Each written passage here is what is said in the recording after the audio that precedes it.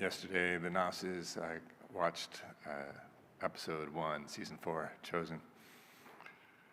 And it had a scene at the beginning with Judas talking to Zebedee, or Zealot, or whatever his name is, the martial arts apostle in the Chosen series. And Judas is having a trouble, kind of wrapping his mind around what Jesus is asking them, because they're washing clothes manually. And he's thinking, there's probably a more efficient way to do this. And maybe we should tell Jesus, no, like if we just, we could start taking a collection from those who can, not from those who can't, right? And then we can hire people, to do the clothes for us. And then we can dedicate ourselves more and more to the mission of preaching, extending the kingdom. And it sounded good. It made sense. It resonated with a lot of the Gnostics. And if we're honest, all of us have had kind of those type of reflections at times, right? Lord, isn't there an easier way, or is this really what you're asking?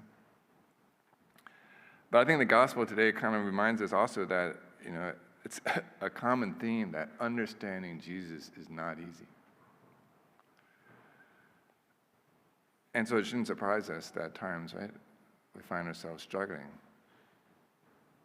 to really understand what he's asking. And the gospel has kind of the extreme. So we had these scribes from Jerusalem who are saying, he's possessed. And Jesus, God, is possessed by the devil. It reminds me of another moment in the gospel where, they have this trap for Jesus about, this woman marries 7 people and they all die in heaven, right? Whose wife will she be? And Jesus says at the end of that, you are sorely mistaken. Like, you are so far away from understanding things. Here he doesn't say that, but it could equally be said. Right? They have so far away from understanding, right, who Christ is. And he breaks down their argument and shows it's ridiculous even from a logical point of view. Right? How could Satan be divided against Satan?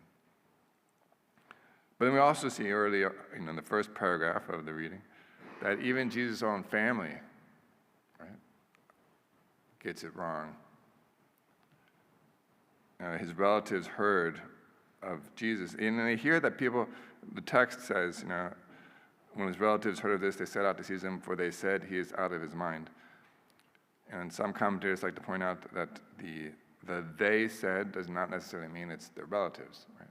The relatives are saying he's out of his mind, but it could also be translated, people are saying Jesus is out of his mind, which is probably what a lot of people are saying.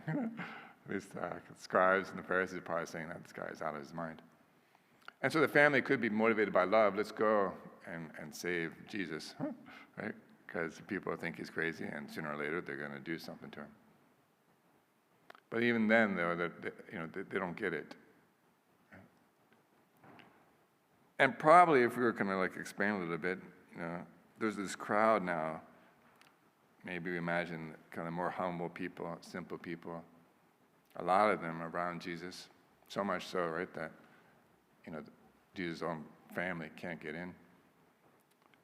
And they also probably have a hard time struggling to really understand who Jesus is, but they're there in his presence, sitting and listening and trying to understand. And so when the parents, relatives of Jesus, mom and relatives, try to get in, they can't. They tell the crowd, and you can imagine the crowd thinking, this is Jesus' family's here, right? And then they pass the word. I forgot to tell Jesus' family's here, and it's probably the end of our session. And then Jesus has that response, right? Who are my mother and my brothers? And looking around at those seated in the circle, these humble people trying to listen, understand, accept, embrace. Jesus looks at them, looks around at each of them. Who are my brothers and my sisters? and my mother. Here are my brothers, my mother and brothers, for whoever does the will of God is my brother and sister and mother. And it was probably a surprise for each one of those in the crowd to have Jesus look at them and say, you are my brother, or you are my sister, or you are my mother. And to hear Jesus kind of implying, because you're doing the will of God.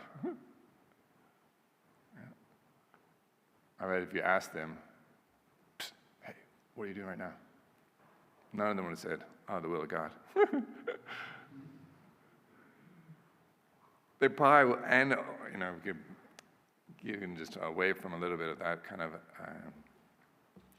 kind of lighthearted comment, but sometimes we ourselves are asking, what is God asking of me? What is his will for me? I would love to do it because we all know we've got to do the will of God. Sometimes it's made really concrete, we could say, like, wash the laundry. Jesus tells you to do that, you do that. Right? But here we realize also that maybe Jesus is telling as well in the gospel that, yes, at times truly understanding me, understanding my will, is not easy.